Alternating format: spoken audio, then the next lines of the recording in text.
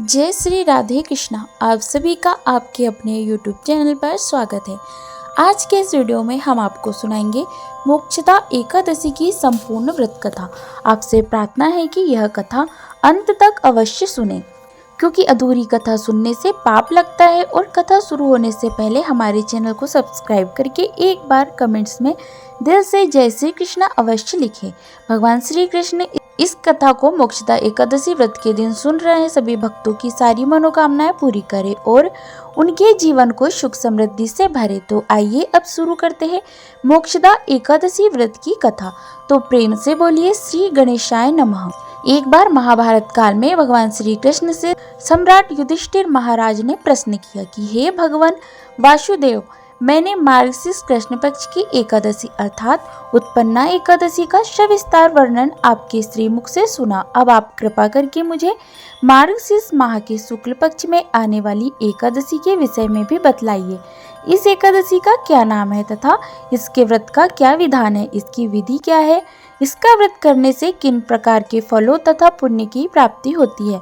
कृपया यह सब आप विधान पूर्वक मुझसे कहिए। तब भगवान श्री कृष्ण मुस्कुराते हुए बोले, हे सम्राट युधिष्ठिर, मार्गशीर्ष माह के शुक्ल पक्ष में आने वाली इस एकादशी को मोक्षदा एकादशी के नाम से जाना जाता है। यह व्रत मोक्ष देने वाला तथा चिंतामणि के समान सभी प्रकार की कामनाओं को पूर्ण करने वाला है, जिससे आप अपने पूर्वजों के दुखों को भी खत्म कर सकते हैं। इसका महात्म्य यानी महत्व मैं तुमसे कहता हूँ, अतः इसे ध्यान पूर्वक सुनो। गोकुल नाम के एक नगर में वखान नाम का राजा राज्य करता था। उसके राज्य में चारों वेदों के ज्ञाता ब्राह्मणों का निवास था। वो राजा अपनी प्रजा का पुत्रवत पुत्र के समान पालन करता था।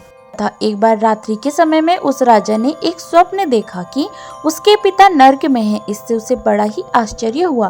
प्रातः वह विद्वान ब्राह्मणों के पास गया और उन सबको अपना रात्रि में देखा हुआ स्वप्न सुनाया। उस राजा ने ब्राह्मणों को बताया कि मैंने अपने पिता को नरकलोक में भयंकर कष्टों को उठाते देखा। उन्होंने मुझसे कहा कि हे पुत्र, मैं नरक में पड़ा हूँ, यहाँ से तुम मुझे मुक्त कराओ। जब से मैंने यह वचन सुने हैं तब से मैं बहुत ही अधिक बेचैन हूँ। चित्त में बड़ी अशांति हो रही है। मुझे इस राज्य, धन, पुत्र, स्त्री, हाथी, घोड़े आदि में भी कुछ सुख प्राप्त नहीं हो रहा। अतः हे ब्राह्मण जनों, अब आप ही बताइए कि मैं इस समस्या का क्या समाधान करूं। इसके आगे राजा बोले, हे ब्राह्मण देवताओं, इस दुख के कारण मेरा सारा शरीर जल रहा है।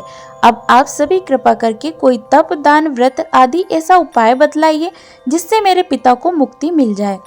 उस पुत्र का जीवन व्यर्थ है जो अपने माता पिता का उद्धार न कर सके। एक उत्तम पुत्र वही है जो अपने माता पिता तथा पूर्वजों का उद्धार करता है। वह 1000 मूर्ख पुत्रों से भी अच्छा है।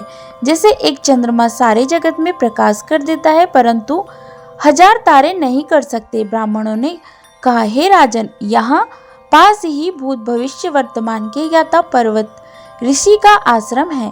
आपकी समस्या का हल वे अवश्य ही कर देंगे। ब्राह्मणों के ऐसे वचन सुनकर राजा उन्हीं पर्वत मुनि के आश्रम में चले गए।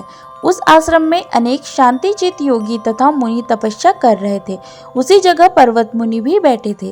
राजा ने पर्वत मुनि को साष्टांग दंडवत प्रणाम किया। मुनि ने राजा से सांगोपांग कुशलता की बात पूछी। तब राजा ने उन्हें कहा कि हे महाराज, आपकी कृपा से मेरे राज्य में सब कुछ कुशल मंगल है, लेकिन अकस्मात मेरे चित्त में अत्यंत अशांति उत्पन्न होने लगी है। ऐसा सुनकर पर्वत मुनि ने आंखें बंद की और भूत भविष्य का विचार करने लगे। फिर बोले, हे राजन, मैंने अपनी योग शक्ति के माध्यम से तुम्हारे पिता के कुकर्मों को जान लिया है। उन्होंने पूर्वजन्म में कामातुर होकर एक पत्नी को रति दी, किंतु सौत के कहने पर दूसरी पत्नी को ऋतुदान मांगने पर भी नहीं दिया। उसी पाप कर्म के कारण तुम्हारे पिता को नरक में जाना पड़ा है। तब राजा ने कहा कि हे ऋषि, इसका कोई उपाय बतलाइए। तब मुनि बोले, राजन, आप मार्गशीर्ष एकादशी का उपवास करें और उस पुण्य को अपने पिता को संकल्प करके दे। इसके प्रभाव से आपके पिता अवश्य ही नरकलोक से मुक्ति प्राप्त कर लेंगे। मुनि के यह वचन सुनकर राजा महल में वापस आए और मुनि के कहे अनुसार कुटुंब यानी अपने संपूर्ण परिवार के साथ मोक्षदा एकादशी के व्रत का पालन किया। इसके उपवास का पुण्य उन्होंने अपने पिता को द्वादशी के दिन अर्पित कर दिया। इसके प्रभाव से उस राजा के पिता को नरकलोक की यातनाओं से मुक्ति मिल गई और वह स्वर्ग में जाते हुए अपने पुत्र से कहने लगे कि हे पुत्र, तेरा कल्याण हो। ऐसा कहकर उस राजा के पिता दिव्य विमान में बैठकर स्वर्गलोक की ओर चले गए। मार्गशीर्ष माह की शुक्ल पक्ष में मोक्षदा एकादशी का जो भी लोग व्रत धारण करते हैं, उनके समस्त पाप आज भी नष्ट हो जाते हैं। इस व्रत से बढ़कर मोक्ष देने वाला कोई व्रत नहीं है। इस दिन गीता जयंती भी मनाई जाती है। साथ ही यह धनुर्मास एकादशी भी कहलाती है। अतः इस एकादशी का महत्व कई गुना और भी बढ़ जाता है। इस दिन से गीता पाठ का अनुष्ठान प्रारंभ करें तथा प्रतिदिन थोड़ी देर गीता अवश्य पढ़े। ऐसा करने से भगवान श्री कृष्ण की असीम कृपा की प्राप्ति होती है। इसी के साथ मोक्षदा एकादशी व्रत की कल्याणकारी कथा समाप्त हुई। तो प्रेम से कहिए जय श्री कृष्ण। अब सुनिए एकादशी माता की कथा, जिसे सुने बिना एकादशी का व्रत पूरा नहीं माना जाता। समस्त विश्व में कोई ऐसा नहीं जो एकादशी व्रत की महिमा ना जानता हो। सभी व्रतों में सर्वश्रेष्ठ एकादशी व्रत है। सतयुग में शंकासुर नाम राक्षस का एक मोर नामक दैत्य पुत्र था। शंकासुर का वध भगवान विष्णु ने किया था और इससे मोर को बड़ा दुख हुआ था। इसका बदला लेने के लिए वो वन में जाकर घोर तपस्या करने लगा। उसकी तपस्या से ब्रह्मा जी संतुष्ट हुए और विवश होकर उन्होंने उसे वरदान दिया। उसने यह वरदान प्राप्त किया कि उसे कोई भी देवता, दैत्य, मुनि, मनुष्य, शिव या विष्णु हानि न पहुंचा सके, किसी के हाथों उसका वध ना हो सके। यह वरदान पाकर मोर अत्यंत बलवान हो गया। वरदान मिलने के बाद मोर दैत्य जिस भी लोकपाल के पास जाता उसे परास्त कर देता। उसने समस्त लोकों पर अपना अधिकार कर लिया। इसके बाद उसने सब लोकपाल के पदों पर दैत्यों और राक्षसों को नियुक्त कर दिया। उसने सभी ब्राह्मण भक्तों, गायों को सताना, उनका वध करना और अत्याचार करने शुरू कर दिए। दुखी होकर सभी देवता भगवान शिव शंकर के पास गए और उनसे रक्षा की याचना की। भगवान शंकर जी ने सबको आश्वासन दिया और उन्होंने देवताओं के साथ मिलकर मोर को ललकारा। इसके बाद बहुत भयंकर संग्राम हुआ, लेकिन उसमें विजय मोर दैत्य की ही हुई, क्योंकि उस पर ब्रह्मा जी का आशीर्वाद था। दैत्यों की बढ़ती सेना देखकर भगवान को याद किया गया। भगवान श्री विष्णु देवताओं के स्मरण पर प्रकट हुए और देवता ने उनसे रक्षा करने की प्रार्थना की। भगवान श्री विष्णु जी ने सुदर्शन चक्र को मोर दैत्य पर छोड़ दिया, लेकिन ब्रह्मा जी का वरदान प्राप्त होने के कारण सुदर्शन जी ने मोर की परिक्रमा की और भगवान विष्णु के हाथों में वापस आ गए। वरदान की मर्यादा रखने के लिए ही सुदर्शन चक्र ने मोर का वध नहीं किया था। हाहाकार मच गया। सब सोचने लगे कि अब क्या होगा। सब देवता भगवान विष्णु से प्रार्थना करने लगे।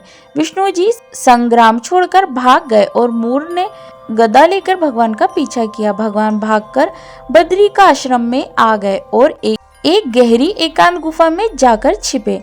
मोर ने गुफा में प्रवेश करके दहाड़ लगाई कि कहाँ है भगवान विष्णु।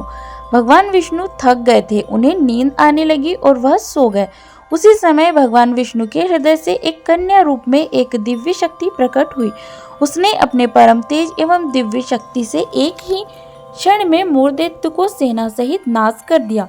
देवताओं ने पुष्पों की वर्षा की और उस देवी की स्तुति की। स्तुति सुनकर भगवान विष्णु भी जाग गए। भगवान विष्णु ने देवताओं से पूछा कि आप सब किसकी स्तुति कर रहे हो, क्या हुआ? देवता बोले, प्रभु आपके हृदय से यह कन्या प्रकट हुई है। उसने सभी दैत्यों का नाश कर दिया और मूल दैत्य का भी इसने अंत कर दिया। भगवान ने कहा कि यह कन्या जो मेरे हृदय से प्रकट हुई है, यह एकादशी तिथि को प्रकट हुई है, इसलिए इस कन्या का नाम आज से एकादशी होगा। प्रभु ने एकादशी को अष्ट सिद्धियों और नौ निधियों की स्वामिनी होने का आशीर्वाद दिया। प्रभु ने एकादशी से कहा, तुम में इतना सामर्थ्य होगा, जो तुम्हारा व्रत करेंगे उनके चरणों में मोक्ष लौटेगा।